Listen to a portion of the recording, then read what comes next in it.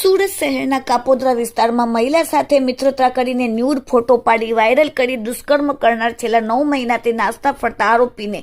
ઉત્તર પ્રદેશથી આગ્રાથી પકડીને કાપોદ્રા પોલીસે કાયદેસરની કાર્યવાહી કરી। સુરત પોલીસ કમિશનર દ્વારા સમગ્ર સુરત શહેરમાં પુખ્ત સગીર વયની બાળાઓ, સ્ત્રીઓ સાથે તેમજ દુષ્કર્મ સંબંધી ગંભીર ગુનાઓમાં નાસ્તા ફરતા આરોપીઓને પકડી પાડવા માટે સૂચના આપતા તાત્કાલિક કાપોદ્રા પોલીસે કાયદેસરની કાર્યવાહી કરી। આજથી 9 મહિના પહેલા ફરિયાદી મહિલા પોલીસ સ્ટેશન ખાતે આવીને જાહેર કરેલ કે તેઓના વતનના બાજુના આરોપી માનવેન્દ્રસિંહ ઉર્ફે રામપાલ શિવસિંહ ઉર્ફે ગુડ્ડુ રાણા, જાત ઉંમર 27, ધંધો ડ્રાઇવિંગનો અને રહેવાસી તાલુકો રાજા, જિલ્લો ધોલપુર, રાજસ્થાનનો, મૂળ ગામ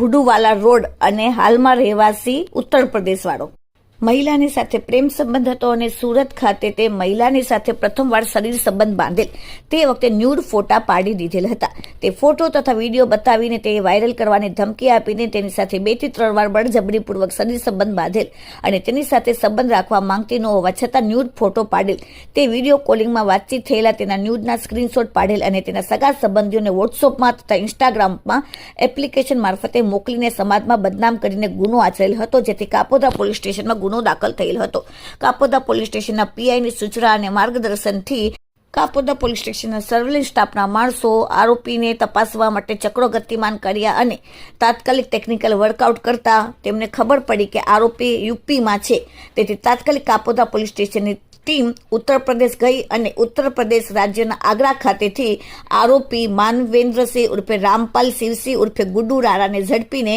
કાયદેસરની કાર્યવાહી કરી। Bureau report, daily India TV, Surat.